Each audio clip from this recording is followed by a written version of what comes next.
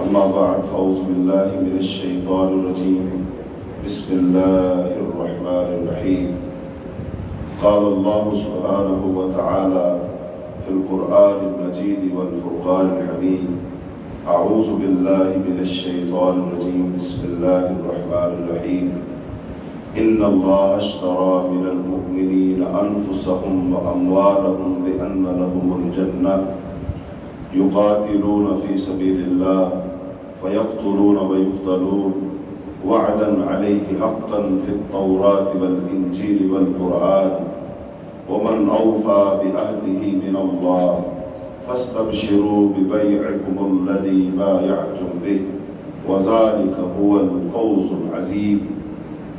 وقال النبي صلى الله عليه وسلم من يؤذيني من ينصرني حتى أبلغ رسالة ربي وله الجنة.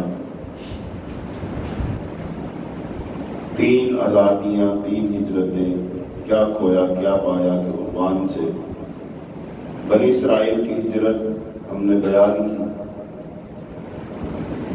اور اس کے بعد رسول اللہ صلی اللہ علیہ وسلم کی ہجرت مدینہ کو بیان کر رہے ہیں، اور اس کے بعد ہم اہل پاکستان نے جو ہندوستان سے پاکستان کی طرف ہجرت کی، اس کو انشاءاللہ بیان کریں گے، اور اس سب کو بیان کر کے اس بات کو سمجھنا اور سمجھانا مقصود ہے کہ ہم اہل پاکستان آزاد ملک ہونے کے باوجود آج بھی بہت ساری پریشانیوں، مشکلات کا شکار ہیں۔ آج بھی ہم خود اپنے فیصلے نہیں کر سکتے، آج بھی ہم دوسروں کے محتاج ہیں، آج بھی ہم غیروں کے جسمانی نہ صحیح ذہنی غلام ہیں۔ جو وہ چاہتے ہیں ہمیں حکم دیتے ہیں، جو وہ چاہتے ہیں اس سرزمین لا الہ الا اللہ پر وہ ہوتا ہے، حالانکہ ایسا نہیں ہونا چاہیے۔ پاکستان کو بنے 74 سال بیت گئے، کیا وجہ ہے کہ آج تک ہم اپنے پاؤں پر کھڑے نہ ہو سکے؟ آج بھی ہم عالمی مالیاتی اداروں کے دستے نگر ہیں، ان سے ہم بھیک مانگتے ہیں، ان کی کڑی سے کڑی شرائط مانگتے ہیں۔ دنیا کی بڑی طاقتیں ہمیں دھمکاتی اور دباتی رہتی ہیں، اور ہم سے دھوس دھاندلی سے اپنی بات بنواتی رہتی ہیں۔ ان کے بندے یہاں آئیں، جو چاہے کرتے رہیں، دندناتے پھریں، ہم ان کو روک ٹوک نہیں سکتے۔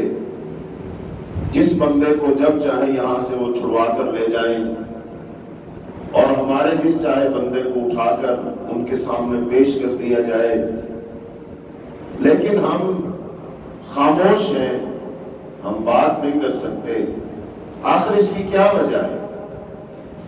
اور جب ان کے ہاں ہم اہل پاکستان کی بات ہوتی ہے تو حقارت کے ساتھ نام لیتے ہیں وہ، اور وہ ان کے منہ سے ایسے جملے تک سننے کو ملے کہ پاکستانی تو پیسے کی خاطر اپنی ماں کو بھی بیچ دیتے ہیں۔ یہ غلیظ ترین ہمارے بارے میں ان کی سوچ ہے۔ آخر یہ سب کچھ کیوں ہے؟ اس کا کیا سبب ہے؟ وگرنہ اللہ کے ماننے والے، اللہ کے نام پر بننے والا ملک، جبکہ ہمارے پاس بہت سے وسائل ہیں، طاقت ہے، قوت ہے، افراد ہیں، فوج ہے، یہ سب کچھ ہے، لیکن اس کے باوجود اتنے ہم بے بس کیوں نظر آتے ہیں؟ اس کی وجہ ڈھونڈنا اور وجہ سمجھنا مقصود ہے، اور اس کے ساتھ ساتھ یہ بات بھی پیش نظر ہے کیا ہم واقعتاً مسلمان ہونے کا حق ادا کر رہے ہیں؟ ایک مسلمان کی دنیا میں کیا ذمہ داری ہے؟ اس کا کیا رول ہونا چاہیے؟ کیا صرف نماز پڑھ لینا، حج کر لینا، زکوٰۃ دے دینا، کیا اتنا سب کچھ کافی ہے؟ یا اس سے بڑھ کر کچھ کام کرنا ہے، اس سے آگے سوچنا ہے، اس سے بڑی ہماری ذمہ داری ہے؟ تو یہ ساری باتیں سمجھنا اور سمجھانا مقصود ہے۔ چونکہ زندگی بہت مختصر ہے اور اس مختصر زندگی میں ہم نے وہ کام کرنا ہے کہ جس کام کو کر کے اگر ہم اللہ کے حضور پیش ہوں تو ہمارا رب ہم سے خوش ہو جائے، اللہ ہم سے راضی ہو جائے، اللہ تھپکی دیکھ ہاں تو واقعتاً میرے لیے زندگی گزار کے آیا ہے، تو نے میرے لیے محنت کوشش کاوش کی ہے، تو نے میرے جھنڈے کو بلند کرنے کے لیے سر دھڑ کی بازی لگائی ہے، تیرے دل میں میرے لیے غیرت بھی تھی، میرے لیے حمیت بھی تھی، جذبات بھی تھے، تو کرنا بھی چاہتا تھا، اور تو نے اپنی استطاعت کے مطابق زور بھی خوب لگایا، آواز بھی خوب اٹھائی، تو شاباش ہے تیرے لیے، میں تجھ سے راضی ہوں، میں تجھے راضی کر دوں گا، میں تجھے اپنی جنت میں داخل کر دوں گا۔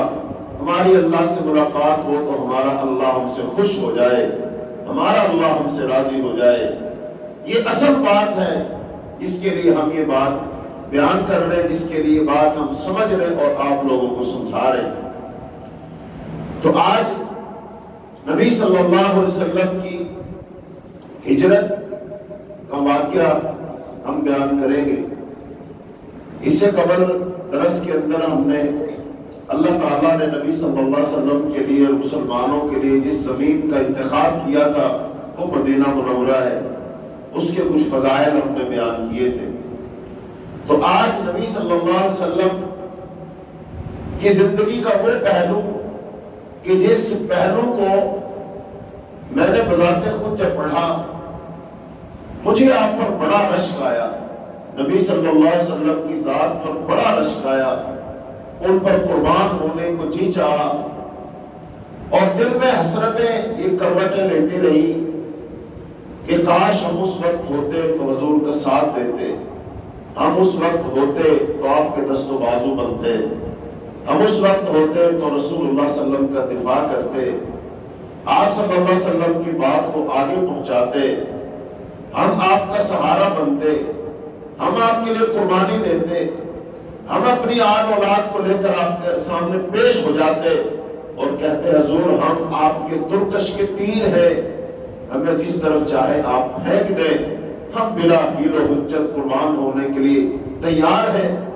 لیکن اللہ کی منشا اور مرضی ہے کہ ہم اس وقت پیدا ہوئے اور اللہ کی رضا پہ راضی ہیں، اللہ کے ہر فیصلے میں خیر ہوتی ہے، لیکن آج بھی تو وہی دین ہے، وہی رسول اس کی بات ہے، وہی قرآن ہے اور وہی حالات ہے۔ آج بھی دین تقاضا کرتا ہے کہ آؤ سر دھڑ کی بازی لگا دو، آؤ اپنے بچے لے کر قربانی کا جذبہ دکھاؤ لوگوں کے سامنے، آؤ اپنا وقت پیش کرو۔ وہی دین ہے، وہ دین آج پھر مطالبہ کر رہا ہے مجھے سر بلند کرنے کے لیے کوشش کی جائے۔ میرے مقابلہ میں جتنے نظریات ابھر کر آ چکے ہیں، میرے سامنے جتنی دیواریں کھڑی کی جا چکی ہیں، اور میرے دشمن وہی ہے، وہی یہود ہے، وہی نصارہ ہے، وہی سازشیں کرنے والے ہیں، وہ آج میرا رستہ روکنے کے لیے ایڑی چوٹی کا زور لگا رہے۔ اگر تم اپنے ان جذبات میں سچے ہو تو آؤ، آج بھی ان اللہ کے دشمنوں سے مقابلہ کرو، اللہ کے دشمنوں کی پالیسیوں کو ناکام بناؤ، آج بھی قربانیاں دو۔ تو ہم اللہ سے دست بدعا ہے، اے اللہ آج ہم اس دور میں ہیں تو اللہ تو آج ہم سے اپنے دین کا کام لے لے، اللہ تو ہمارا انتخاب کر لے، اللہ ہمارے گھر کو، ہماری جانوں کو، ہماری اولادوں کو اللہ تو قبول کر لے، اللہ ہم سے دین کا کام لے کر اللہ دین کو دنیا میں سر بلند کر دے، اسلام کا جھنڈا بلند کر دے، اسلام کا عروج دکھا دے، اللہ اسلام کا نظام دکھا دے، نظام عدل قائم کر دے۔ اس نظام عدل کو قائم کرنے کے لیے اللہ ہماری گردنیں حاضر ہیں، ہمارا خون حاضر ہے، ہمارے جذبات حاضر ہیں، مال و اسباب حاضر ہیں، ہماری اولادیں حاضر ہیں۔ اللہ آج ہم وہ کردار ادا کرنے کے لیے تیار ہیں، تو ہمارا انتخاب کر لے۔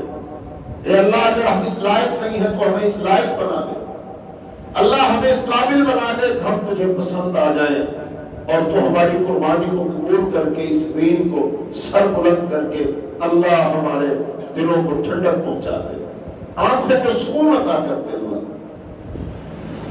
تو نبی صلی اللہ علیہ وسلم کی زندگی کا یہ پہلو جب میں نے پڑھا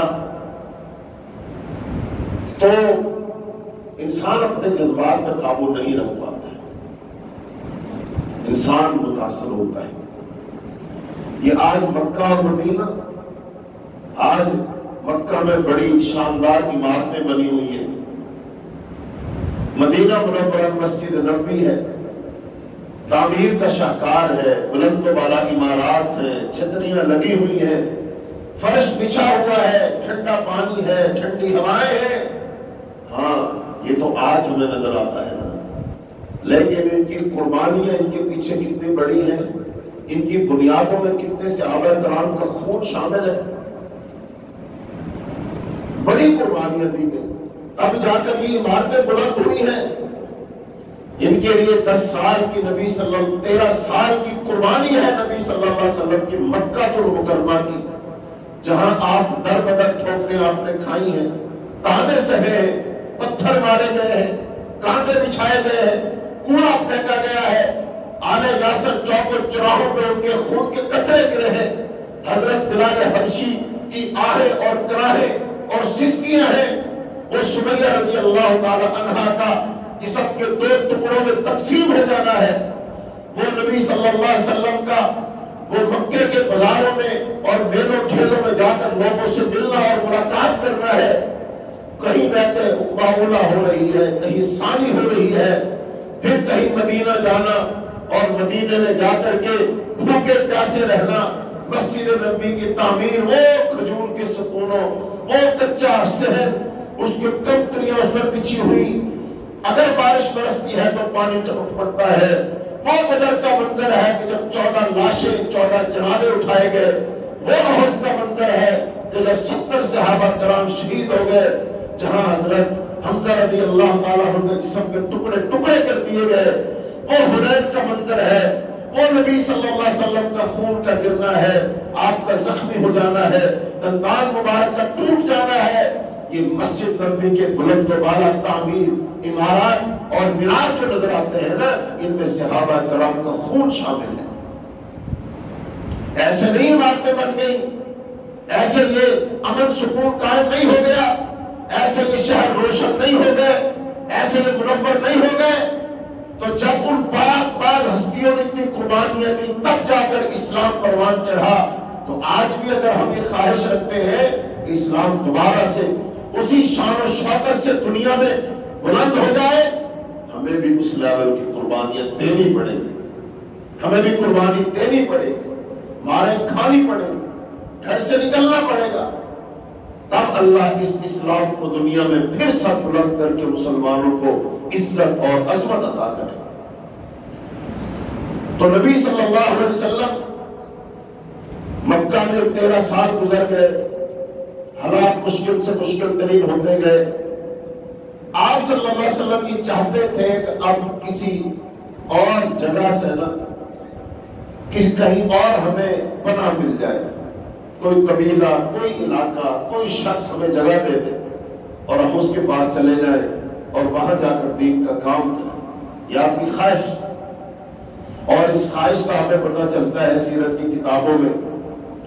حضرت جابر بن عبداللہ رضی اللہ تعالیٰ عنہ بیان کرتے ہیں کہ منصب نبوت سے سرفراز ہونے کے بعد رسول اللہ صلی اللہ علیہ وسلم مکہ معظمہ میں 10 سال آپ نے قیام کیا، 10 سال قیام باقاعدہ، ویسے تو 13 سال ہے لیکن اس میں باقی 3 سال وہ آپ کی جو کوششیں اور کاوشیں ہیں نا باہر نکلنے، ہجرت کرنے کی، شاید انہوں نے وہ ان کو شمار نہیں کیا۔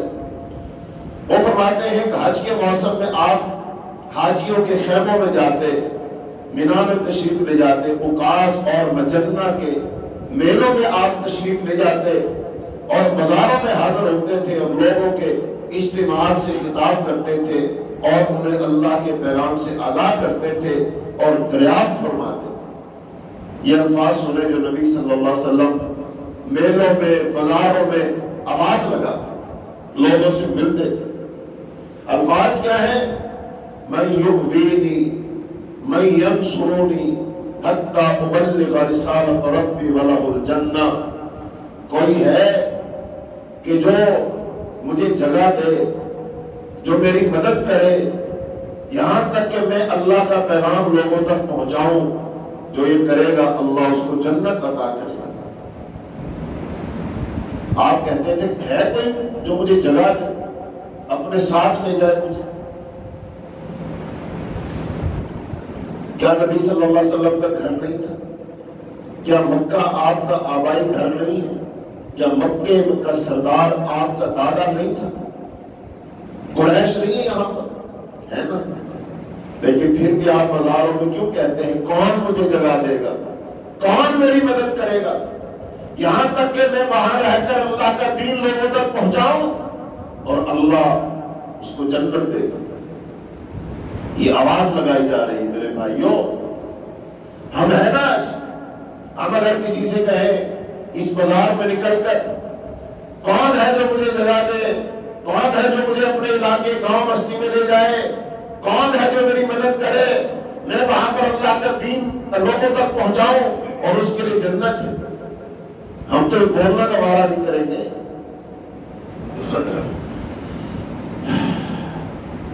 اور یہی بات آپ صلی اللہ علیہ وسلم کو طائف لے گئی تھی۔ طائف گئے تھے، طائف کا واقعہ آپ سب لوگوں نے سنا ہے۔ طائف آپ اس نظریے سے گئے تھے کہ مکے والے تو بات مان نہیں رہے، یہ تو میرے دشمن ہو گئے، یہ تو مجھے ختم کرنا چاہتے ہیں، یہ تو مٹانا چاہتے ہیں مجھے، چلو طائف کی بستی میں چلتے ہیں، وہ بڑی بستی ہے، وہاں لوگ ہیں، وہ میری بات سنیں گے، وہ مجھے جگہ دیں گے، وہ میری مدد کریں گے اور میں وہاں رہ کر دین کا کام کروں گا، طائف کو میں اپنی دعوت کا مرکز بناؤں گا۔ اسی درد کو لے کر، اسی جذبے کو لے کر آپ طائف گئے تھے، لیکن طائف والوں نے آپ کے ساتھ کیا سلوک کیا تھا؟ طائف کے سرداروں نے جب آپ صلی اللہ علیہ وسلم کو سنا، انہوں نے نعوذ باللہ آپ کو پاگل جانا، دیوانہ جانا، کہا اچھا ہم تجھے جگہ دیں، تیری بات مانے، تیرے پیچھے چلے، تیری اطاعت اور فرمانبرداری کریں؟ انہوں نے کہا پاگل اور دیوانہ ہے، کہاں سے آ گیا ہے؟ اوباش کی سب کے لڑکے آپ کے پیچھے لگا دیے، آپ کی توہین کی، ان لڑکوں نے آپ کو پتھر مارے اور آپ کا جسم مبارک لہو لہان ہو گیا اور اتنا خون بہا کہ سر سے خون بہتا ہوا آپ کے جوتے بھر گئے اور آپ دوڑتے جا رہے تھے، وہ آپ کو پتھر مارتے جا رہے تھے۔ ذرا اس منظر کو ذہن میں لے کر آؤ، یہ طائف کے رستے میں نبی صلی اللہ علیہ وسلم آگے آگے دوڑ رہے ہیں، پیچھے چند اوباش آوارہ لڑکے پتھر اٹھا اٹھا کے مار رہے اور جسم لہولہان ہو رہا ہے، جوتے خون سے بھر گئے، ایک بات میں آپ نے پناہ لی۔ یہ سب کچھ کیوں ہوا؟ اس لیے ہوا کہ آپ وہاں اس لیے گئے تھے طائف والے مجھے جگہ دے دیں اور میں یہاں اللہ کے دین کا کام کروں، تو وہاں بات نہیں بنی۔ تو آپ صلی اللہ علیہ وسلم پھر حج کے لیے تو سارے عرب سے لوگ آتے تھے، سارے قبیلوں کے لوگ آتے تھے، تو آپ اس لیے حج کے موقع پر لوگوں سے جا جا کے ملتے تھے، خیموں میں جاتے، بازاروں میں جاتے، منڈیوں میں جاتے، جہاں افراد ہوتے وہاں جا کر ان سے خطاب کرتے، کہتے میں اللہ کا رسول ہوں، نئے پیغام دے رہا ہوں، میری مدد کرو، مجھے اپنے ساتھ لے جاؤ، ہے کوئی جو مجھے ساتھ لے جائے اپنے، ہے کوئی جو میری مدد کرے تاکہ میں وہاں رہ کر دین کا کام کروں، اللہ اسے جنت دے گا۔ یہ نبی صلی اللہ علیہ وسلم کی دعا آج بھی ہے، آج بھی یہ دین، آج بھی یہ قرآن کہہ رہا ہے کون ہے، کون سا وہ گھر ہے، کون وہ تاجر ہے، کون وہ زمیندار ہے، کون وہ سیاستدان ہے، کون وہ بڑا جاگیردار ہے جو اس دین کو جگہ دے، جو اس دین کی مدد کرے کہ وہ اس کے گھر سے اس دین کی سرا بلند ہو، کون ہے وہ؟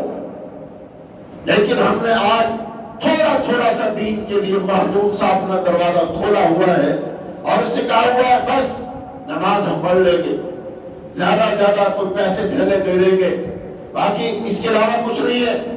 میری اولاد ہے، میری اولاد دین کے لیے نہیں ہے، میری اولاد میں سے کوئی ڈاکٹر بنے گا، کوئی انجینئر بنے گا، کوئی کاروبار کرے گا، کوئی یہ کرے گا، کوئی وہ کرے گا، لیکن ہم اپنے بچے تیرے تجھے نہیں دیں گے دین، اے قرآن اے اسلام تجھے اپنے بچے نہیں دیں گے، یہ تھوڑی بہت تیری مدد کر دیں گے، اور اگر تو یہ چاہتا ہے میرے گھر میں آ کر سارا گھر اس پر قبضہ کر لے اور سارا گھر تیری مدد کے لیے لگ جائے، نہ نہ نہ، ایسا نہیں ہو سکتا ہم سے، ایسا نہیں ہو سکتا۔ اور میرے بھائیوں، جب ہم اپنے گھروں میں اس دین کو جگہ نہ دیں گے، اس کا بیج اپنے گھر میں نہ بوئیں گے، اس کی جڑوں کو مضبوط ہم نہ کریں گے، بتائیے دین دنیا میں کیسے غالب آ جائے گا؟ ہم ہی جو سپنے دیکھتے ہیں، جذباتی باتیں کرتے ہیں، جذباتی باتیں سنتے ہیں، کہنے والا کہہ کر سننے والا سن کر چلا جاتا ہے، دین وہی کا وہی نہیں۔ گھر تو ترقیاں کر جاتے ہیں، کاروبار تو ترقیاں کر جاتے ہیں، سیاستدان ایک کونسل سے لے کر قومی اسمبلی کا ممبر تو بن جاتا ہے، ایک بندہ ایک دکان سے کام شروع کرتا ہے، پورا پلازا کھڑا کر لیتا ہے، یہ سب کچھ تو ہوتا ہے، لیکن دین وہی کا وہی رہتا ہے۔ کیوں رہتا ہے؟ اس لیے رہتا ہے کہ جتنی توجہ میں اپنی سیاست کو دے رہا ہوں، اپنے کاروبار کو دے رہا ہوں، اپنے بچوں کو دے رہا ہوں، اتنی توجہ میں دین کو نہیں دے رہا۔ دین کے ساتھ تو سوتےلو جیسا سلوک کیا جا رہا ہے۔ یہ دین اتنا ایسا نہیں ہے جس کے ساتھ سوتےلو جیسا سلوک کیا جائے، اور یہ دین سب کچھ نوٹ کر رہا ہے، سب کچھ یہ ریکارڈ بنایا جا رہا ہے۔ ذہن میں رکھو، یہ مت سمجھنا کہ چھوڑ دیا جائے گا، چونکہ ہم اللہ کی زمین پہ رہتے ہیں، اللہ کا دیا کھاتے ہیں، اللہ کا جسم استعمال کرتے ہیں، اللہ کی دی ہوئی آنکھوں سے دیکھتے ہیں، اللہ کے دی ہوئی دماغ سے سوچتے ہیں۔ سوال یہ ہے، یہ آنکھیں، یہ دل، یہ دماغ، یہ بدن، یہ اولاد، یہ مال و دولت، یہ زمین پہ رہنے کا موقع، یہ اللہ نے کیوں دیا ہے ہمیں؟ کیوں دیا ہے؟ یہ کیا اس لیے دیا ہے کہ میں اچھا لباس پہنوں، اچھا کھانا کھاؤں، کاروبار کروں، سیاست چمکاؤں، دنیا میں لوگ میری بات مانے، میرے سامنے جھکے؟ کیا اس لیے؟ نہیں، اس لیے نہیں ہے۔ وما خلقت الجن والانس الا ليعبدون، تمہیں تو اللہ نے پیدا اپنی غلامی کے لیے کیا ہے، اپنی بندگی کے لیے کیا ہے۔ تو میرے عزیزوں، میرے بھائیوں، میرے بزرگوں، اور جہاں تک یہ میری بات پہنچے، جو بھی سن رہا ہے، درد دل کے ساتھ، غور کے ساتھ اس بات کو سنو اور سمجھو۔ کلمہ پڑھ لینے کے بعد ہماری یہ سوچ ہونی چاہیے، بیسک اور بنیادی ذمہ داری ہے، یہ دین کا حق ہے تم پر۔ تو نبی صلی اللہ علیہ وسلم بازاروں میں یہ کہتے تھے، من یؤوینی من ینصرنی حتی یبلغ رسالۃ ربی وَلَهُ الجنہ، کون ہے جو مجھے جگہ دے، پناہ دے، میری مدد کرے۔ کیا میں آج کہہ سکتا ہوں کہ رسول اللہ صلی اللہ علیہ وسلم کی وہی پکار، اس پر آج 1445 سال بعد میں لبیک کہنے کے لیے تیار ہوں، یہ صدا میرے لیے آج بھی ہے۔ میں کہہ سکتا ہوں، ہاں اللہ، میں تیرے دین کی مدد بھی کروں، میں تیرے دین کو جگہ بھی دوں گا، میں اس دین کو پناہ دوں گا، کوئی پناہ نہیں دے رہا نا، میں دوں گا۔ اللہ، میں اپنے گھر کو دین کی تبلیغ کا مرکز بناؤں گا۔ اللہ، مجھے تیری جنت چاہیے۔ تو نبی صلی اللہ علیہ وسلم کی یہ پکار سنی لوگوں، جب یمن یا مضر قبیلے سے کوئی آدمی سفر پر نکلتا تو اس کی قوم کے لوگ اسے تاکید کرتے، لوگ اس وقت بھی بچا کرتے تھے، سمجھایا کرتے تھے لوگوں کو کہ کہیں کوئی پاگل پن کا مظاہرہ نہ کر لینا۔ کیا پاگل پن؟ سمجھاتے تھے۔ یہ بڑے قبیلے تھے، یمن بہت بڑی جگہ تھی اور مضر قبیلہ بہت بڑا تھا۔ ان کا جب کوئی شخص فرد حج کے لیے جاتا، مکے جاتا، عمرے کے لیے جاتا، اس کو سمجھاتے تھے، تاکید کرتے تھے، خبردار، وہاں پر ایک قریشی نوجوان ہے، اس سے بچنا ہے، اس سے بچنا کہ کہیں تو اس کے چنگل میں نہ آ جاؤ، اس کی باتوں میں نہ آ جاؤ، تم پر اس کا جادو اثر نہ کر جائے، تم اس کے غلام نہ بن جاؤ، خبردار بچنا کہ تمہیں کہیں فتنے مبتلا نہ کر دے۔ تو نبی صلی اللہ علیہ وسلم اپنی قوم کے لوگوں کی طرف تشریف لے جا رہے ہوتے تو وہ آپ کی طرف انگلیوں سے اشارے کرتے۔ حضرت جابر رضی اللہ عنہ فرماتے ہیں، پھر اللہ تعالیٰ نے کرم فرمایا، ہمیں یثرب سے آپ کے پاس مکہ بھیج دیا۔ آپ صلی اللہ علیہ وسلم کی طرف ہے نہیں، تو یہ شرف اللہ نے کس کو دیا؟ مدینہ کے لوگوں کو دیا۔ اوس اور خزرج کے لوگوں کو دیے. انہوں نے یہ پکار سنی, انہوں نے دعوت سنی کہ سنو تو صحیح کہنے والا کہہ کیا رہا ہے کہ مجھے جگہ دو, مجھے پناہ دو, میں وہاں پر دین کی دعوت دوں اور تمہارے لیے جنت ہے. کہنے والا جنت کی بشارت دے رہا ہے. کہتے ہیں مدینے کے لوگوں نے یہ بات سنی. حضرت جابر فرماتے ہیں پھر اللہ تعالیٰ نے کرم فرمایا, ہمیں یثرب سے آپ کے پاس بھیج دیا, ہم نے آپ کی تصدیق کی, ہم آپ کے پشتیبان بنے, ہمارا ایک آدمی نکلتا آپ پر ایمان لاتا, آپ اسے قرآن کریم پڑھاتے, پھر جب وہ اپنے گھر پہنچتا تو اس کے اسلام قبول کرنے کی وجہ سے اس کے گھر والے بھی اسلام قبول کرتے. یہ مبارک سلسلہ ارتقا پا کر یہاں تک پہنچا کہ ہر گلی محلے میں مسلمانوں کے گھر نظر آنے لگے اور پھر علن اعلان وہ اپنے اسلام کا اظہار کرنے لگے. اللہ نے یہ مقام, یہ شرف نبی صلی اللہ علیہ وسلم کی دعوت پر لبیک کہنے کا حوصلہ اللہ نے انصار کو دیا, مدینے والوں کو یہ دیا. رسول اللہ تعالیٰ کی بخش و حکمت و وسیلے سے کام لے کر اپنے مقدس نصب العین کے لیے مسلسل انتھک کام کرتے رہے اور لوگوں تک اللہ کا دین پہنچانے میں شام و سحر مصروف رہے. آپ کی عادت مبارکہ یہ تھی عرب کے اطراف و اکناف سے مکہ آنے والے ہر فرد سے اس کا نام اور مقام مرتبہ دریافت کرتے تھے. مکے میں کوئی بندہ آیا, آپ پوچھتے تھے کون ہے, یہ کہاں سے آیا ہے, اس کا مقام مرتبہ کیا ہے, اس کی حیثیت کیا ہے, پوچھتے تھے. اور پوچھنے کا مقصد کیا ہوتا تھا, ایک ہی ہوتا تھا, میں اس کے پاس جاؤں, اس سے بات چیت کروں, اس کے سامنے اپنی دعوت رکھوں اور اس سے مطالبہ کروں. آپ ذرا کوشش, اس کو کوشش کر کے ذہن میں لائیں تو صحیح کہ آپ اس بازار میں کوئی نیا بندہ آپ کو نظر آئے, آپ اس کی بارے معلوم کریں کون ہے, کہاں سے آیا, کہاں کا رہنے والا, کیا اس کا مقام مرتبہ, سٹیٹس کیا اس کا, پوچھے تو صحیح. اور پھر اس کو پتا کر کے آپ اس سے ایک ہی بات کریں, بھائی میں دین کا کام کرنا چاہتا ہوں, کیا آپ مجھے اپنے گھر جگہ دیں گے, اپنے علاقے میں جگہ دیں گے, اللہ آپ کو جنت دے گا. 2-4 دفعہ آپ کی بات سنیں گے لوگ, اس کے بعد کنی کترانا شروع کر دیں گے, معروف ہو جائیں گے آپ. لوگوں سے لوگ کہا کریں گے اس بازار میں جاؤ نا, ایک پاگل پھرتا ہے وہاں پر, اس سے بچنا, کہیں تمہیں کسی فتنے میں مبتلا نہ کر دے, اس کی باتوں میں نہ جانا, اس کی باتیں بڑی سخت ہیں, اس کی باتیں سنو گے تو وہ کہے گا ایک اللہ کو مانو, اللہ کے سوا کسی کو نہ مانو, اللہ کے ساتھ شریک مت کرو, کوئی اللہ کے سوا دعا سننے والا, کرنی بھرنے والا نہیں ہے. یہ درگاہ ہے, یہ آستان ہے, یہ قبریں کیا ہے, یہاں پہ جانا شرک ہے, نظر نیاز دینا شرک ہے, مانگنا ہے تو صرف اللہ سے مانگو, اس کے سوا کسی سے نہ مانگو, اتباع کرنی ہے تو صرف حضرت محمد صلی اللہ علیہ وسلم کی کرو. بڑوں کی بڑائیاں قربان ہے نبی صلی اللہ علیہ وسلم کی رسالت و نبوت پر, ان کے ہوتے ہوئے کسی کی بڑائی کا چراغ نہیں جل سکتا ہے. سب قربان ہیں, سارے فرقے, ساری جماعتیں, سب نبی صلی اللہ علیہ وسلم کی رسالت پر قربان. نبی صلی اللہ علیہ وسلم کی اتباع کرو, بات مانو. لوگ کہیں گے وہ پاگل ہے, دیوانہ ہے, وہ یہ کہتا ہے, وہ کہتا ہے, آج بھی لوگ کہیں گے. تو آپ یہ ساری چیزیں دریافت کرتے, پھر اسے اللہ کی طرف بلاتے اور اس کے سامنے دعوت حق پیش فرماتے. جب اللہ تعالیٰ نے اپنے دین کو غالب کرنے اور نبی سے کیا ہوا وعدہ پورا کرنے کی ارادہ فرمایا تو آپ اپنی عادت مبارک کے مطابق 11 ہجری 633 عیسوی میں حج کے موسم میں نکل کھڑے ہوئے مینا پہنچے. وہاں مینا کی گھاٹی کے قریب انصار کا ایک مجمع ملا. آپ نے دعوت اسلام دی اور ان خوش نصیب لوگوں نے دعوت حق قبول کر. آپ نکلے, وہاں پر ایک جگہ زیادہ لوگ جمع تھے.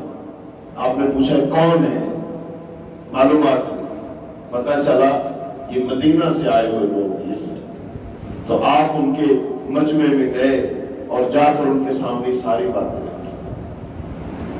تو انہوں نے قبول کہا ٹھیک ہے, آپ جو کہتے ہیں صحیح ہے.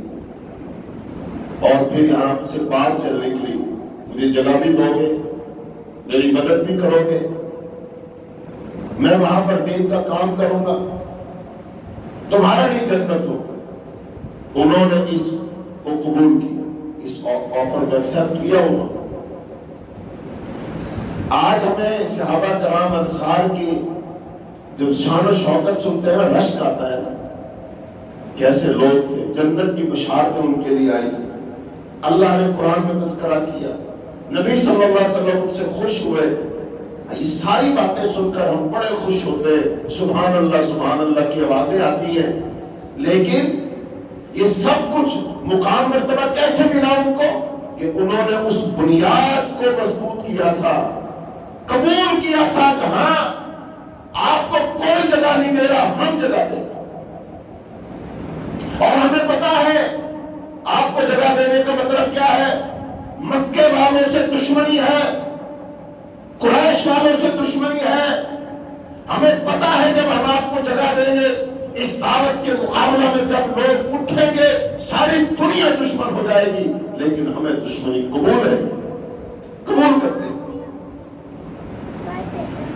انصار میں قبول اسلام کا آغاز ہو گیا. نبی صلی اللہ علیہ وسلم کی قبیلہ خزرج کے گروہ سے پہلی ملاقات نتیجہ خیز ثابت ہوئی. موسم حج میں مینا کی گھاٹی کی قریب ہوئی. آپ نے ان سے دریافت فرمایا من انتم، تم کون ہو؟ کون ہو؟ انہوں نے جواب دیا ہم خزرج کی ایک جماعت ہے. یہ سن کر آپ نے پوچھا ابن موال یہودا، کیا تم یہودیوں کے حلیف ہو؟ چونکہ مدینہ میں یہودی تھے نا، یہودیوں سے دوستی یاری ہے. انہوں نے کہا جی ہاں، ان سے ہماری دوستی یاری ہے، ہم ان کے حلیف ہیں. تب رسول اللہ صلی اللہ علیہ وسلم فرمایا کیا ایسا نہیں ہو سکتا کہ آپ حضرات تشریف رکھیں تاکہ میں آپ سے گفتگو کروں؟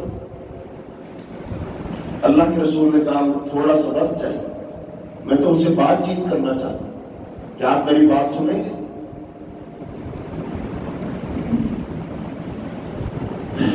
انہوں نے کہا کیوں نہیں. یہ کہہ کر وہ لوگ بیٹھ گئے. تو آپ نے انہیں اللہ کی بندگی کی دعوت دی، ان کے سامنے اسلام کا درخشان دین وہ پیش کیا، انہیں قرآن کریم پڑھ کر سنایا، پھر وضاحت سے بتلایا کہ اللہ نے اسلام میں ان کے لیے کیسے کیسے زبردست اعزاز و اکرام کا اہتمام کیا ہے. یہ انصاری لوگ مدینہ میں جس مقام پر رہتے تھے وہاں ان کے ساتھ یہودی بھی آباد تھے. وہ لوگ صاحب علم تھے اور اہل کتاب تھے، جبکہ انصار بت پرست تھے. ان کے مابین اکثر اوقات چھیڑ چھاڑ چلتی رہتی تھی. جب کبھی جنگ کی نوبت آتی تو یہودی انہیں دھمکیاں دیتے اور کہتے تھے کوئی بات نہیں، تم تکڑے ہو، مضبوط ہو نا، لیکن بس زمانہ قریب آ گیا ہے، ایک نبی پیدا ہونے والا، مبعوث ہونے والا ہے، تو جب وہ نبی مبعوث ہو جائے گا نا تو ہم اس پر ایمان لے آئیں گے، اس کی پیروی کریں گے، پھر اس کے ساتھ مل کر تمہیں ہم آگ اور ارم کی طرح ہلاک کریں گے. تو یہ باتیں ان مدینے کے لوگوں نے ان یہودیوں سے سنی ہوئی تھی. تو آپ صلی اللہ علیہ وسلم نے جب آ کر ان کو دعوت دی اور وہی باتیں بتائی، ان کے کان کھڑے ہوئے کہ یہ تو وہی نبی ہے اس کے بارے میں ہم سے یہودی کہتے ہیں. کیوں نہ اس سے پہلے کہ یہودی ان کا دین قبول کر لیں، ہمارے خلاف قدم اٹھائیں، ان سے پہلے ہم قبول کر لیتے ہیں، ان سے پہلے ہم قبول کرتے ہیں. تو اب جو نبی صلی اللہ علیہ وسلم سے گفتگو کی اور یہ دعوت حق پیش کی تو وہ چونکے اور آپس میں کہنے لگے ارے یہ تو وہی نبی معلوم ہوتے ہیں جس کی آمد کی دھمکیاں یہودی ہمیں دیتے رہے، اس لیے ان کی دعوت کو فوراً قبول کر لو، کہیں ایسا نہ ہو کہ یہودی ہم سے پہلے ہی مان لے آئے. چنانچہ انہوں نے دعوت اسلام پر لبیک کہا، مسلمان ہو گئے. پھر انہوں نے آپ سے کہا ہم اپنے پیچھے ایک ایسی قوم چھوڑ آئے ہیں. اب انہوں نے جب نبی صلی اللہ علیہ وسلم کا دین قبول کر لیا، اب انہوں نے آپ کو تسلی دی، ہم اپنے پیچھے ایک ایسی قوم چھوڑ آئے ہیں کہ باہمی عداوت اور جنگ و جدل میں ان جیسی قوم اور ہے ہی نہیں. یعنی بڑے تکڑے جنگجو غیرت حمیت والے لوگ، بدلہ لینے والے لوگ ہیں، دشمنیاں نبھانے والے اور پالنے والے لوگ ہیں. ہم ایسی جماعت چھوڑ کر آئے، ممکن ہے اللہ تعالیٰ آپ کی برکت سے ان میں اتفاق پیدا کر دے، ہم ان کے پاس پہنچ کر آپ کی دعوت پیش کریں گے اور جو دین ہم نے اختیار کیا ہے اسے ان کے سامنے رکھیں گے. اگر اللہ نے ان سب کو آپ کی رسالت پر جمع کر دیا تو آپ سے بڑھ کر باعزت اور کوئی نہیں ہوگا. الفاظ سنیں، وہ کہہ رہے ہیں اگر انہوں نے آپ کی کی دعوت کو قبول کر لیا، پھر آپ کی عزت، آپ سے بڑھ کر کوئی باعزت، یعنی آپ کو ان کی وجہ سے عزت ملے گی، وہ آپ کی مدد کریں گے، آپ کے دین کا سہارا بنیں گے، آپ کا دفاع کریں گے، جانیں قربان کر دیں گے آپ پر، اور لہذا آپ باعزت ہو جائیں گے۔ آخر کار وہ ایمان باللہ اور تصدیق رسالت کے بعد اپنے وطن روانہ مدینہ واپس چلے گئے۔ اب سوچئے نبی صلی اللہ علیہ وسلم کے دل میں کیا باتیں آ رہی ہوں گی کہ اس دفعہ اس حج کے موقع پر کسی نے میری بات سن لی۔ میں جو کہتا تھا نا کون مجھے جگہ دے گا، تو کچھ لوگوں نے جگہ دینے کی حامی بھر لی ہے۔ تو اب اس انتظار میں وہاں سے پیغام کیا آتا ہے، انہوں نے دعوت قبول کی یا نہیں؟ یہ بنیاد پڑ رہی ہے مدینہ میں نبی صلی اللہ علیہ وسلم کے جانے، ہجرت کی اینٹیں رکھی جا رہی ہیں۔ مدینہ منورہ میں اسلام نے جو پروان چڑھنا ہے اور بلند و بالا عمارت بننی ہے، جہاں سے اسلام کی کرنیں پوری دنیا میں پھیلنی ہے، اور مدینہ کو اللہ نے مرکز بنانا ہے، اور جہاں فوج در فوج قافلے آئیں گے، اس مدینہ کی بنیادیں پڑ رہی ہیں، یہ بنیادی اینٹیں ہیں۔ تو یثرب کے پھر 6 لوگ مسلمان ہوئے، 6 سعادت مند ہوئے۔ اب بات کو مختصر کرتے ہو آگے چلتے ہیں۔ اب مدینہ میں سب سے پہلے کون اسلام لایا، یہ ایک الگ بحث ہے، اس پر ہم نہیں جاتے۔ ابھی جو 2 بیعتیں ہوئی نا ان کا تذکرہ آج ہم کریں گے، بیعت عقبہ اولا اور بیعت عقبہ ثانیہ، جو کہ اس میں نبی صلی اللہ علیہ وسلم نے ان کے ساتھ ایک معاہدہ سائن کیا ہے۔ اور انصار کے جذبات دیکھنا، اسلام قبول کر لینے کے بعد ان کے جذبات دیکھنا، جذبات دیدنی ہے، سننے کے قابل ہے کہ جب بندہ مسلمان ہو جاتا ہے اس کے جذبات کیسے ہوتے ہیں، دین کی کیا اہمیت ہوتی ہے، رسول کی کیا اہمیت ہوتی ہے، کتاب کی کیا اہمیت ہوتی ہے۔ آج اسی چیز کی کمی ہے، یہی چیز پیدا کرنے کی ضرورت ہے۔ جب ہم مسلمان نہیں ہیں پھر اور مسئلہ ہے، جب مسلمان ہیں پھر تو سوچ بالکل اور ہے نا۔ تو بیعت عقبہ اولا جو ہوئی ہے، تو اس کے احوال نبی صلی اللہ علیہ وسلم نے ان کے ساتھ جب بات چیت کی ہے تو ظاہر بات ہے کھل کر باتیں ہوئی، انہوں نے بھی اپنی باتیں سامنے رکھی، حضور پاک نے بھی اپنی باتیں رکھی، اور اس موقع پر نا نبی صلی اللہ علیہ وسلم کے چچا حضرت عباس بھی آ گئے، اور انہوں نے پھر انصار سے کھول بجا کر بات کی تھی کہ دیکھ لو ان کو اپنے ساتھ لے جانے کا مطلب کیا ہے۔ تو انہوں نے اپنی باتیں کھول کر سامنے رکھی۔ اللہ اکبر۔ بیعت عقبہ اولا اس کو بھی چھوڑتے ہیں، بیعت عقبہ ثانیہ جو ہے نا اس پر بات کرتے ہیں، جو اس میں ساری باتیں انشاءاللہ تو آ جائیں گی۔ ہاں جی سنیے اب احوال۔ حضرت کعب بن مالک کی زبانی یہ جو ملاقات ہوئی اور اس میں جو وعدہ ہوا نا اس کو سنیں۔ حضرت کعب بن مالک فرماتے ہیں ہم لوگ حج کے لیے نکلے، رسول اللہ صلی اللہ علیہ وسلم سے ایام تشریق کے درمیانی روز ملاقات طے ہوئی، یعنی 10 ذی الحجہ کو حج ہوتی تو 11، 12، 13 یہ 3 دن ہوتے ایام تشریق کے، کہتے ہیں ان میں ملاقات ہونا طے ہوگی، ہم آپ سے ملیں گے اور آ کر آپ سے بات چیت کریں گے۔ پھر آ کر وہ رات آ گئی جس رات آپ سے ملاقات کا وقت مقرر تھا۔ ہمارے ساتھ ہمارے ایک معزز سردار عبداللہ بن حرام بھی تھے، وہ بھی نعمت اسلام سے محروم تھے، ہم نے انہیں بھی ساتھ لیا، ورنہ ہمارا معمول یہ تھا کہ ہم اپنی قوم کے مشرکین سے اپنا معاملہ خفیہ رکھتے تھے، کسی کو کانوں کان خبر ہونے نہیں دیتے تھے کہ ہم حج کے دوران کسی سے ملتے تھے، چھپ چھپ آگے رکھتے تھے۔ مگر ہم نے عبداللہ بن حرام سے بات چیت کی، انہیں اعتماد میں لیا اور کہا اے ابو جابر آپ ہمارے بہت معزز اور شریف سربراہ ہیں، ہم آپ کو آپ کی موجودہ حالت سے نکالنا چاہتے ہیں تاکہ آپ آگ کا ایندھن بننے سے بچ جائیں۔ اس کے بعد ہم نے انہیں اسلام کی دعوت پیش کی اور بتایا کہ آج رات ہم نے منا کی گھاٹی میں رسول اللہ صلی اللہ علیہ وسلم سے ملاقات کا وقت مقرر کیا ہے۔ انہوں نے اسلام قبول کر لیا اور ہمارے ساتھ منا کی گھاٹی میں تشریف لے گئے۔ حضرت کعب فرماتے رضی اللہ تعالیٰ عنہ، ہم لوگ حسب دستور سر شام ہی اپنی قوم کے ساتھ اپنے خیموں میں سو گئے، خیموں میں سو گئے ساتھ۔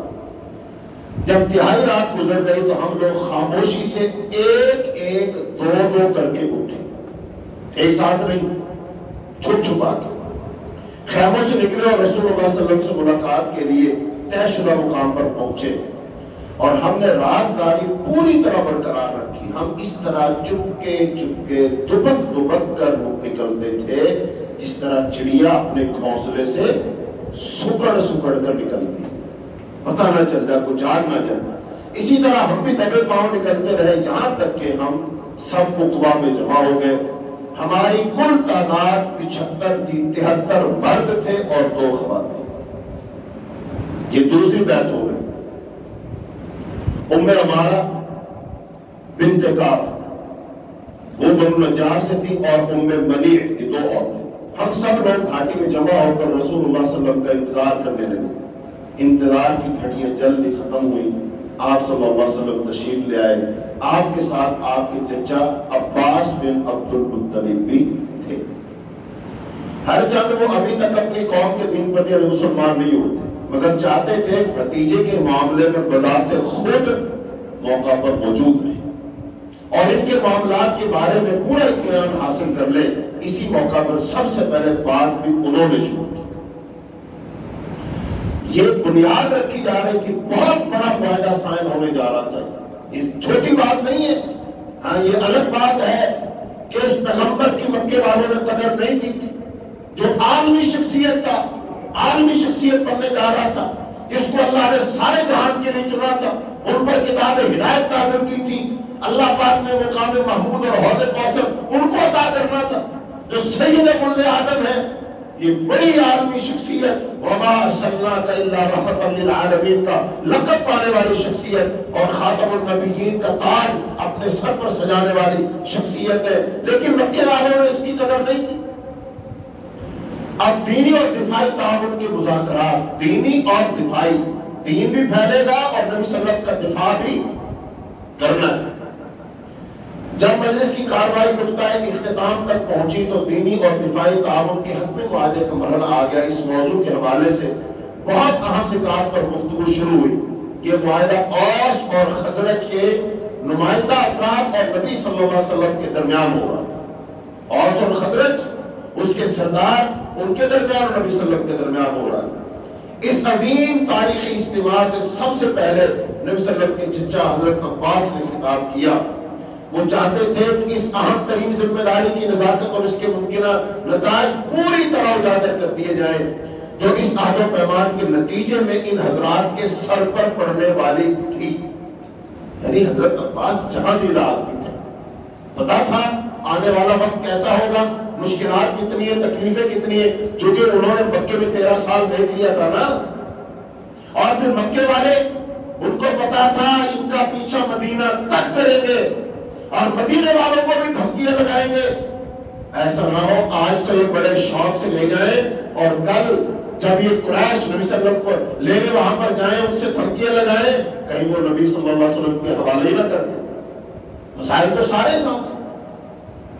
چنانچہ انہوں نے کہا، خزرجی بھائی، عرب اس زمانے میں انصار مدینہ کو اسی نام سے پکارتے تھے، وہ خزرج سے تھے نا، کہا خزرجی بھائیوں، ہم لوگوں نے محمد صلی اللہ علیہ وسلم کی جو ممتاز اور منفرد حیثیت ہے وہ تمہیں معلوم ہے، ہم نے انہیں اب تک ان کے مخالفین سے محفوظ رکھا۔ اس وقت وہ اپنی قوم میں، اپنے شہر میں قوت، عزت اور حفاظت کے حصار میں، یعنی کہ جو نبی صلی اللہ علیہ وسلم کے مخالفین ہیں وہ آپ سے لاکھ دشمنیاں کرتے ہیں، لیکن آج تک آپ ہیں تو محفوظ نا، اپنے خاندان میں ہیں، اور قبیلوں کی حمیت آپ کو پتا ہے بہت زیادہ ہوتی۔ اب تم لوگ اصرار فرما رہے ہو کہ محمد صلی اللہ علیہ وسلم تمہارے ساتھ تمہارے شہر جائے، اچھی طرح سوچ سمجھ لو، اگر تم سمجھتے ہو کہ ان سے کیا ہوا عہد پورا کر سکو گے اور انہیں ان کے مخالفین کے حربوں سے محفوظ رکھ سکو گے تو بڑی خوشی کی بات ہے، یہ ذمہ داری اٹھاؤ۔ لیکن اگر تمہیں یہ خدشہ ہو کہ تم انہیں اپنے پاس لے جانے کے بعد ان کا ساتھ چھوڑ بیٹھو گے اور کنارہ کش ہو جاؤ گے تو پھر انہیں یہی رہنا، یہ اپنی قوم اور اپنے شہر میں عزت اور حفاظت سے رہ رہے ہیں۔ بات ہوگی صاحب، بات سخت ہے، کڑوی ہے، لیکن ہے تو سچی۔ بالآخر یہ سب کچھ ہونے والا تو ہے، اس میں تو کوئی شک نہیں۔ حضرت کہاں فرماتے ہیں، حضرت عباس کی یہ باتیں سن کر ہم نے جواب دیا، ہم نے آپ کی ساری باتیں سن لی ہیں اور سب کچھ اچھی طرح سوچ سمجھ لیا ہے۔ اے اللہ کے رسول، اب آپ ارشاد فرمائیں، آپ اللہ تعالیٰ اور اپنی ذات گرامی کی سلسلے میں ہم سے جو چاہے عہد لے لیں۔ یہ ہے بڑے دل جگرے کی بات، یہ ہے بڑی ہمت کی بات، اس کے لیے بڑا ضرور، بڑا جگرا، بڑا دل چاہیے کہ آپ ہم سے جو چاہے عہد لیں اور عہد لیا جائے گا۔ اس جواب سے پتہ چلتا ہے کہ عظیم الشان ذمہ داری اٹھانے، اس کے انتہائی پرخطر عواقب و نتائج جھیلنے کے سلسلے میں انصار کے ایمان کی مضبوطی، دلیری، بے باکی اور قلبی اخلاص کا کیا حال تھا۔ عسکری حفاظت کے حوالے سے اس معاہدے کی ایک اہم شک یہ تھی کہ اوس اور خزرج نے رسول اللہ صلی اللہ علیہ وسلم کی اسی طرح حفاظت کی ذمہ داری قبول کی جس طرح وہ اپنے اہل و یار کی حفاظت کرتے ہیں، جس طرح وہ اپنے بیوی بچوں کی حفاظت کرتے ہیں۔ انہوں نے کہا ہم اسی طرح آپ کی حفاظت کریں گے۔ اس کے بعد رسول اللہ صلی اللہ علیہ وسلم نے گفتگو فرمائی۔ آپ نے پہلے قرآنی آیات کی تلاوت کی، تمام آدم کی اولاد کے نام اللہ کا پیغام سنایا، اس کے فضائل بیان فرماتے ہوئے پھر ارشاد فرمایا أُبَايِعُكُمْ عَلَىٰ أَن تَمْنَعُونِ مِمَّا تَمْنَعُونَ مِنْهُ نِسَاءَكُمْ وَأَبْنَاءَكُمْ۔ فرمایا میں تم سے بیعت لیتا ہوں، آؤ میرے ہاتھ میں بیعت کرو گے، میں تم سے بیعت لیتا ہوں اس بات کی کہ تم جس طرح سے اپنے بال بچوں کی حفاظت کرتے ہو اسی طرح میری حفاظت کرو گے۔ یہ بہت بڑی ذمہ داری لی جا رہی ہے۔ بیعت کرو، وعدہ کرو، میرے ہاتھ میں ہاتھ رکھو۔ اب ان کی طرف سے جو انصاری لوگ مدینے سے آئے تھے ان کی طرف سے الفاظ سنو کلیجہ ٹھنڈا ہو جاتا ہے۔ نبی صلی اللہ علیہ وسلم ایسے نہیں چلے گئے مدینہ منورہ، آپ نے انصار میں کچھ دیکھا تو ہے، انصار کے جذبات کو دیکھا، محبت کو دیکھا، حوصلے کو دیکھا، ان کی باتوں کو سنا، ان کے ایمان کو دیکھا۔ بڑا بن معرور وہ انہوں نے بات کی، انہوں نے آگے بڑھ کر نبی صلی اللہ علیہ وسلم کا دست مبارک تھام دیا، ہاتھ پکڑا دیا، ہاتھ میں ہاتھ رکھا، پکڑا مضبوط سے اور عرض کی قسم اس ذات باری تعالیٰ کی جس نے آپ کو سچا نبی بنا کر بھیجا ہے، ہم آپ کی اسی طرح حفاظت کریں گے جس طرح خود اپنی عزت کی حفاظت کرتے ہیں۔ اللہ کے رسول ہم سے بیعت لے لیجئے، اللہ کی قسم ہم نے جنگوں کا دودھ پیا ہے اور ہم اسلحے کی کاٹ کے ماہر ہیں، نسل در نسل سے ہمارا یہی شیوا چلا آ رہا ہے، ہم میدانوں کے شیر ہیں، دلیر ہیں، جب میدان میں اتر پڑتے ہیں کشتوں کے پشتے لگا دیتے ہیں لیکن میدان چھوڑ کر بھاگتے نہیں ہیں۔ ہم غیرت مند، عزت مند، بہادر لوگ ہیں، آپ سے عہد کرتے ہیں آپ کی حفاظت بھی ایسے ہی کریں گے جیسے ہم اپنے بیٹوں کی حفاظت کرتے ہیں، جیسے ہم اپنی عورتوں کی حفاظت کرتے ہیں۔ پہلا جواب آیا۔ دوسرا سنیے، ابو الحسن انہوں نے آپ صلی اللہ علیہ وسلم سے بات کی، کہا ابھی حضرت برا یہ گفتگو کر ہی رہے تھے، ابو الحسن امتحان بول اٹھے، اللہ کے رسول ہم نے کچھ لوگوں سے وعدے کر رکھے ہیں، ہم انہیں ختم کر رہے ہیں، ہم نے وعدے کر رکھے، ہمارے حریف ہیں، زبانیں دی ہوئی ہیں، لیکن ہم ان کو آج کے بعد ختم کر دیں گے، لیکن ایسا نہ ہو کہ ہم تو سب سے تعلقات توڑ لیں، ان سے الگ تھلگ ہو جائیں اور اللہ تعالیٰ آپ کو غلبہ نصیب فرما دے تو آپ ہمیں چھوڑ کر اپنی قوم کے پاس واپس آ جائیں۔ آپ کی طرف سے بھی تسلی اور گارنٹی ہمیں ہونی چاہیے۔ تو نبی صلی اللہ علیہ وسلم مسکرائے اور آپ نے فرمایا بل الدم الدم والحتم والحتم انا منکم وانتم منی احارب من حاربتم واسالم من سالمتم۔ نبی صلی صلی اللہ علیہ وسلم نے فرمایا اگر تم خاندانی ہو، عزت و وجاہت رکھتے ہو، جدارت رکھتے ہو، تو میں بھی عبد المطلب کا بیٹا ہوں، میں بھی مکے کے سردار کا بیٹا ہوں، ہمارا بھی خاندانی رتبہ اور مقام مرتبہ ہے۔ اگر تم نے یہ بات کی ہے تو میری طرف سے جواب سنو، نہیں ایسا ہرگز نہیں ہوگا۔ تمہارا خون میرا خون ہے، تمہاری عزت میری عزت ہے، میں تم میں سے ہوں اور تم مجھ سے ہو۔ جس سے تمہاری جنگ ہے اس سے میری بھی جنگ ہے، جس سے تم سلو کرو گے اس سے میں بھی سلو کروں گا۔ یہ ہے مردوں والی بات۔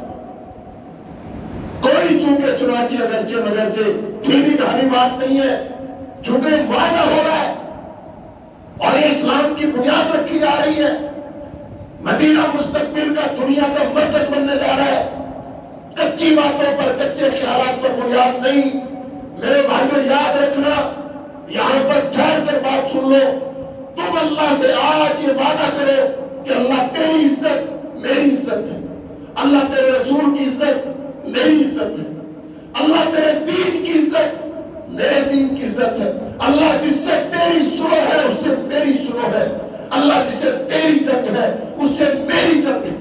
اللہ تمہارے گھروں کو دین کا قلعہ بنائے گا، اسلام کی بنیادیں بنائے گا، تمہاری نسلوں سے اللہ لوگ پیدا کرے گا، اللہ تمہاری نسلوں میں خیر جاری کر دے گا۔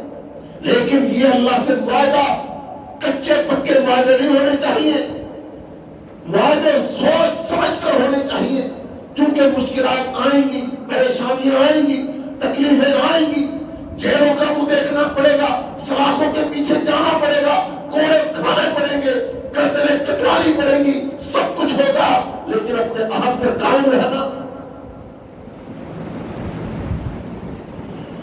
بیعت کی دفعات اور پھر اس کی مزید تفصیلات حضرت جابر بن عبداللہ سے بیان کرتے ہیں کہ ہم نے عرض کی اللہ کے رسول ہم آپ سے کس بات پر بیعت کریں؟ آپ ارشاد فرمائیں آپ ہم سے کیسی بیعت لینا چاہتے ہیں؟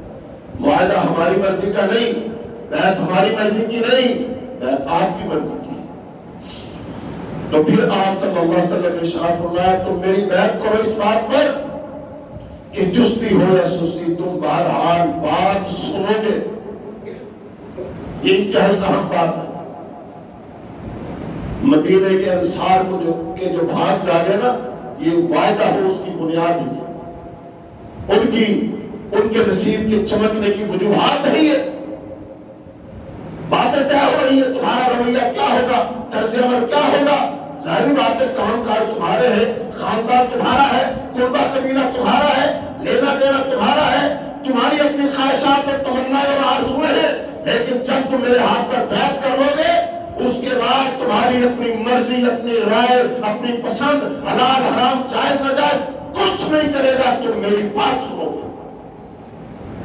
بات سننے کا معاہدہ ہو رہا ہے اور اس پر عمل کرو گے، تنگی ہو یا خوشحالی ہر حال میں مال خرچ کرو گے، تنگی ہو یا خوشحالی کیا کرو گے؟ مال خرچ کرو گے۔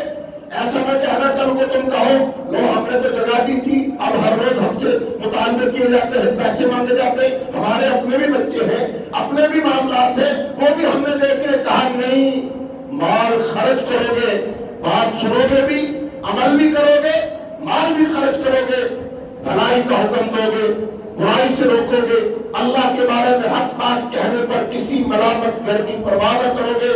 میں تمہارے پاس آ جاؤں گا تو میری مدد کرو گے، میں تمہارے پاس آ جاؤں گا تو میری مدد کرو گے، اور جس چیز سے اپنی جان اور اپنے بال بچوں کی حفاظت کرتے ہو اس سے میری بھی حفاظت کرو گے، میں اور تمہارے لیے جنت حاصل کروں گا۔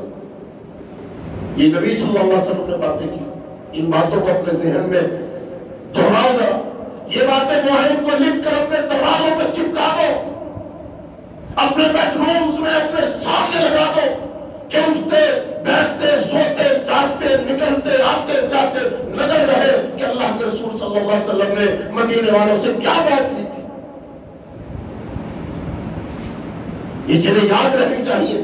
ایک روایت میں حضرت عبادہ بن صامت سے روایت ہے، آپ نے فرمایا وَعَلَىٰ أَلَّا نُنَازِعَ الْأَمْرَ أَهْلَهُ فرمایا ہم خلافت کے معاملے میں حاکم سے کوئی جھگڑا نہیں کریں گے. آپ نے مزید فرمایا مگر یہ کہ تم کھلم کھلا کفر دیکھو اور اس کے متعلق تمہارے پاس اللہ کی طرف سے کوئی دلیل ہو. ہاں دلیل کے ساتھ بات کر سکتے ہیں. یہ بیعت ہے. بیعت کی شرائط طے پا گئی. لوگوں نے بیعت شروع کرنے کا ارادہ کیا تو صف اول کے انصاری مسلمان حضرت عباس بن عبادہ نے لوگوں کو ان کی ذمہ داری کی نزاکت اور خطرے سے دوبارہ توڑ توڑ کے الفاظ میں خبردار کیا. تقریر ہو گئی. نبی صلی اللہ علیہ وسلم نے بات رکھ دی. اب ایک صحابی کھڑا ہوا اور کھڑا ہو کر کہتا ہے میری بات سنو, بیعت کرنے سے پہلے ذرا میری بات سنو اور ایک اور پھر بات کرو. چونکہ بیعت ہو جانے کے بعد بیعت کو کچا دھاگا ٹوٹ جائے گا. اسلام قبول کر لینا اللہ اس کے رسول سے کیا ہے؟ بیعت ہے. اسلام قبول کرنے سے پہلے 1000 مرتبہ سوچ لو, لیکن جب اسلام قبول کر لیا پھر بات ماننی پڑے گی, اطاعت کرنی پڑے گی, مال خرچ کرنا پڑے گا, جانے قربان کرنی پڑے گی. وہ کھڑے ہوئے اور لوگوں سے کہا,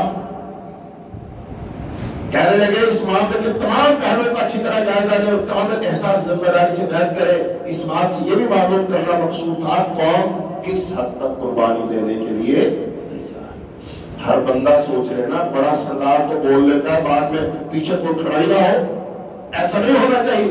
باپ کو پنچایت میں بڑی بات کر کے آ جائے, پیچھے سے اولاد اپنے باپ کی بات ہی نہ مانے, باپ کی بیٹے ہی باپ کو رسوا کر دے, اور باپ گھر جا کر اولاد کے بیچ بیٹھ کر ذلیل ہو رہا ہو, چار دیواری کے اندر جہاں لوگ نہ سن رہے ہو, باپ کو بیٹے طرح طرح کی باتیں سنا رہے ہو کہ جاؤ تم ہی کر لو, ہم نہیں کرتے, تم نے ہم سے مشورہ نہیں کیا, سوچا نہیں, سمجھا نہیں, زبان دے کر آ گئے ہو, تم ایسے ہی کرتے ہو ویسے ہی کرتے ہو.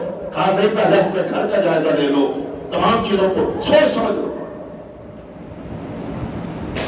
تو تمام حاضرین نے جب ہاں میں جواب دیا تو حضرت عباس نے کہا تم ان سے سرخ اور سیاہ لوگوں سے جنگ پر بیعت کر رہے ہو. اس کا مطلب کیا بیعت کرنے کا؟ اس کا مطلب یہ نہیں کہ تم نبی تمہارے پاس چلا جائے گا اور جا کر تم وہاں نماز پڑھو گے, قرآن پڑھو گے, اللہ اللہ خیر صلی اللہ نہیں. اس کا مطلب یہ ہے تم سرخ اور سیاہ لوگوں سے جنگ کرنے پر بیعت کر رہے ہو. اس کے بعد جنگوں کا آغاز ہوگا. تو کیا جنگ کرنے کے لیے تیار ہو؟ کیا مارنے مرنے کے لیے تیار ہو؟ تم پر حملہ کیا بھی جائے گا اور تم حملہ کرو گے بھی. اس کے بعد تم نشانے پر رکھنے جاؤ گے, سارا جزیرۃ العرب تمہارے خلاف ہو جائے گا. کیا سمجھتے ہو تم اس نبی کو اپنے ساتھ لے جا کر کے کتنی بڑی بات کرنے جا رہے ہو, ساری دنیا کو اپنا دشمن بنانے جا رہے ہو؟ سمجھتے اس بات کو؟ بالکل صحیح بات کی, تجزیہ صحیح کر لو. آگے چلیے.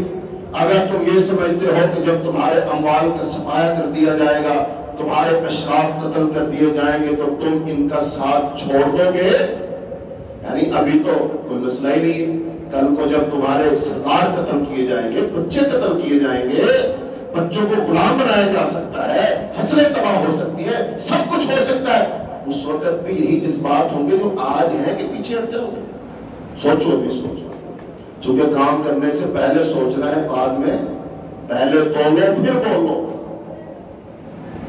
بہتر ہے کہ ان کا ساتھ ابھی چھوڑ دو, ابھی چھوڑ دو, کیونکہ اگر تم نے انہیں لے جانے کے بعد چھوڑ دیا تو یہ تمہارے لیے دنیا اور آخرت کی رسوائی ہوگی. اگر تمہارا یہ خیال ہے کہ تم مال کی تباہی اور اشراف اور سرداروں کے قتل کے باوجود ان سے کیا ہوا وعدہ نبھاؤ گے جو تم نے ان سے کیا ہے, تو پھر بے شک تم انہیں لے جاؤ, کیونکہ اللہ کی قسم اس میں دنیا اور آخرت کی بھلائی ہے. بات صاف ہو رہی ہے نا, دو بات ہو رہی ہے, کوئی لگی لپٹی بات نہیں. جی ہاں جی, یہ جی وہ جی, دل میں ہوتا کرنا کرنا کچھ نہیں, ارادے لکھوا دو.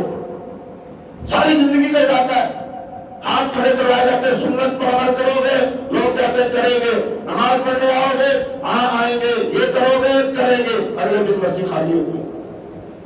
یہ وعدہ ہے, یہ عہد ہے, یہ بیعت ہے نہیں. کہا بھی سوچو. اس پر سب نے بیعت زبان کہا. ہم مال کی تباہی اور سرداروں کے قتل کا خطرہ مول لے کر انہیں دل و جان سے قبول کرتے اے اللہ کے رسول، ہم اپنے اس قول و قرار پر پورے اتریں گے، تو ہمیں اس کے عوض کیا ملے گا؟ آپ نے فرمایا جنت، جس کا مطلب دنیا میں کچھ ملنے والا نہیں، سب کچھ کہاں ملے گا؟ کل کو یہ نہ کہنا ہم نے آپ کے ساتھ جنگیں اس لیے کہ مال ملے، دولت ملے، ہمیں کیا ملنا؟ کچھ بھی نہیں، کہا نہیں دنیا میں کچھ نہیں، کہاں ملے گا؟ جنت۔ لوگوں نے التجا کی اپنا ہاتھ پھیلائیے، آپ نے اپنا ہاتھ پھیلا دیا۔ باتیں صاف ٹوٹ ہمیں اسلام کا پتہ ہی نہیں ہوتا، اسلام ہے کیا، ایمان کیا ہے، ایمان کے تقاضے کیا ہے، مطالبے کیا ہے، مسلمان ہو جانے کے بعد میری ذمہ داری کیا ہے۔ پھر ایک اور صحابی اٹھے،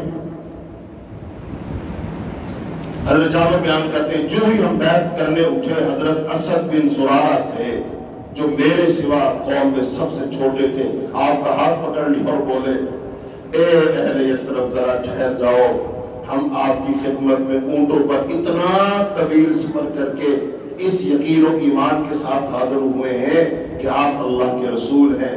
آج آپ کو یہاں سے لے جانے کا مطلب سارے عرب سے دشمنی مول لینا ہے، تمہارے سردار قتل ہوں گے، تلواریں تم پر ٹوٹ پڑیں گی، اگر یہ سب کچھ برداشت کر سکتے ہو تب تو بخوشی محمد صلی اللہ علیہ وسلم کو ساتھ لے چلو، تمہارا اجر اللہ کے ذمہ ہے، اور اگر تمہیں اپنی جان عزیز ہے تو انہیں ابھی چھوڑ دو، یہ اللہ کے نزدیک زیادہ قابل قبول گزر ہوگا۔ اس پر سب نے بیعت آواز کا، اے اسد راستے سے ہٹ جاؤ، ہم یہ بیعت ہر قیمت پر کریں گے۔ حضرت جابر کا بیان ہے، ہم سب کھڑے ہو گئے، ہم نے آپ صلی اللہ علیہ وسلم کی بیعت کی اور آپ نے ہم سے بیعت لی، شرائط کا تذکرہ فرمایا اور اس کی وجہ ہمیں جنت کی بشارت دی۔ بیعت کی تکمیل ہو گئی، بیعت کی ساری باتیں کھل کھلا کر سامنے آ گئی۔ اس کے بارے میں قرآن کی 2 آیتیں سن لو بس۔ فرمایا یا ایھا النبی اذ جاءک المؤمنات یبایعنک علی الا یشرکن باللہ شیئا ولا یسرقن ولا یزنین، اے نبی جب آپ کے پاس مسلمان عورتیں بیعت کرنے آئیں اس بات پر کہ وہ اللہ کے ساتھ کسی کو شریک نہ کریں گی، چوری نہیں کریں گی، زنا نہیں کریں گی۔ اس کا مطلب قرآن پاک میں بیعت لینے کا تذکرہ ہے، اور قرآن کی یہ آیت بطور خاص سنانا چاہ رہا ہوں جو شروع میں ہم نے پڑھی۔ اللہ تعالیٰ ارشاد فرماتے ہیں ان اللہ اشتری من المؤمنین انفسهم واموالهم بان لهم الجنہ، کہ اللہ رب العالمین نے خرید لیا ہے مومنوں سے ان کے نفسوں کو اور ان کے مالوں کو جنت کے بدلہ میں۔ وہ اللہ کی راہ میں قتال کرتے بھی ہیں، وہ قتل بھی کرتے ہیں، وہ قتل بھی ہوتے ہیں۔ وعدا علیہ حقا فی التوراۃ والانجیل والقرآن، یہ اللہ کے ذمہ سچا وعدہ ہے تورات، انجیل اور قرآن میں۔ ومن اوفی بعہدہ من اللہ، اور اللہ سے زیادہ اپنے عہد کو پورا کرنے والا کون ہے؟ لہذا تم اپنے اس سودے پر خوش ہو جاؤ جو تم نے اللہ سے کیا، یہ بہت بڑی کامیابی ہے۔ یہ اللہ پاک نے بشارت سنا دی کہ تم نے اللہ کے رسول سے معاہدہ کیا ہے، بیعت کی ہے، سودا کیا ہے، تو اللہ پاک یہ گارنٹی دے رہے ہیں تمہارا سودا تمہیں مبارک، اس میں تمہارا کوئی فائدہ نقصان نہیں ہوگا، فائدہ ہی فائدہ ہوگا۔ ایک اور جگہ اللہ نے فرمایا ان الذین یبایعونک انما یبایعون اللہ، فرمایا بلا شبہ جو لوگ آپ سے بیعت کرتے ہیں وہ در حقیقت اللہ سے بیعت کرتے ہیں۔ نبی صلی اللہ علیہ وسلم سے بیعت کرنا کس سے بیعت ہے؟ اللہ سے بیعت کرتے ہیں۔ ان کے ہاتھوں کے اوپر اللہ کا ہاتھ ہے، پھر جس نے عہد توڑا وہ اس عہد شکنی کا وبال خود اپنے ہی سر لیتا ہے، اور جس نے وہ عہد پورا کیا جو اس نے اللہ سے باندھا تھا تو ان قریب اللہ اسے اجر عظیم سے نوازے گا۔ پھر فرمایا لقد رضی اللہ عن المؤمنین اذ یبایعونک، یقینا اللہ مومنوں سے راضی ہو گیا جب وہ درخت کے نیچے آپ سے بیعت کر رہے تھے، اللہ نے ان کے دلوں کا حال جان لیا، بس اس نے ان پر تسکین اور طمانینت اطمینان وہ نازل کر دیا، اور بدلے میں انہیں ان قریب رونما ہونے والی فتح سے نوازا۔ پھر فرمایا یا ایھا الذین آمنوا، اے نبی جب آپ کے پاس مومن عورتیں آئیں اور وہ آپ سے ان امور پر بیعت کریں کہ اللہ کے ساتھ کسی کو شریک نہیں ٹھہرائیں گی، اور نہ چوری کریں گی، نہ زنا کریں گی، نہ اپنی اولاد کو قتل کریں گی، اور نہ اپنے ہاتھ پاؤں کے آگے کوئی بہتان کھڑا کر کے لائیں گی، اور نہ کسی نیک کام میں آپ کی نافرمانی کریں گی، تو آپ ان سے بیعت لے لیں اور اللہ سے ان کے لیے دعائیں مغفرت مانگے، بے شک اللہ بہت بخشنے والا، بے حد رحم کرنے والا ہے۔ تو آج کی بات اس بات پر ختم ہو رہی ہے کہ مدینہ میں جانے کے لیے نبی صلی اللہ علیہ وسلم نے باقاعدہ ایک معاہدہ سائن کیا اور انصار نے آپ صلی اللہ علیہ وسلم کو دعوت دی تھی اور اس پر انہوں نے دل کھول کر اظہار کیا تھا کہ ہم آپ کی پوری حفاظت کریں گے۔ تو یہاں سے اس کے بعد نبی صلی اللہ علیہ وسلم اب مدینہ منورہ ہجرت کریں گے، اور ہجرت کر کے جب آپ وہاں چلے جائیں گے پھر یہ ساری باتیں وہاں پر انصار پوری کر کے دکھائیں، پوری کر کے دکھائیں، اور پھر اللہ تعالیٰ انہیں رضی اللہ عنہ ورضوا عنہ کا خطاب دے۔ اللہ سے دعا ہے اللہ رب العالمین ہم سے بھی اپنے دین کا کام لے لے، اللہ ہمیں بھی اپنے دین کے لیے چن لے، اللہ ہمارے دلوں میں بھی ایسا ایمان پیدا کر دے، اللہ ہمارے دلوں میں بھی نبی صلی اللہ علیہ وسلم کی یہی قدر و قیمت پیدا کر دے، اللہ تعالیٰ ہمیں استعمال کر لے۔ اے اللہ ہماری جان کو، مال کو، اولاد کو، گھر کو اللہ اپنے دین کے لیے قبول فرما لے، اللہ ہم سے دین کا کام لے لے، اور دل میں جو وسوسے ہیں، خدشے ہیں، اللہ وہ دور کر دے، اپنا فضل اور کرم کر دے۔ اللہ ہمیں جب تک زندہ رکھے دین پر، ایمان پر، اسلام پر زندہ رکھی ہو، جب اللہ ہمیں موت دے ایمان والی، اسلام والی، کلمے والی، دین والی، اللہ موت نصیب فرمائی ہو۔ اللہم اشف مرضانا ومرضى المسلمین، اللہم اشف مرضانا ومرضى المسلمین، اللہم انا نسألك الجنة الفردوس، اللہم انا نسألك الجنة الفردوس، اللہم انا نعوذ بك من عذاب النار، اللہم انا نعوذ بك من عذاب النار، اللہم اعز الاسلام بنا واعز بنا الاسلام، اللهم ارفع علم الإسلام، اللهم ارفع علم الإسلام، اللهم انصر الإسلام والمسلمين، اللهم انصر الإسلام والمسلمين، اللهم انصر الإسلام والمسلمين، اللهم انصر من نصر دين محمد صلى الله عليه وسلم واجعلنا منهم واجعلنا منهم واجعلنا منهم، وصلى الله تعالى على خير خلقه محمد وعلى آله وأصحابه أجمعين برحمتك يا أرحم الراحمين۔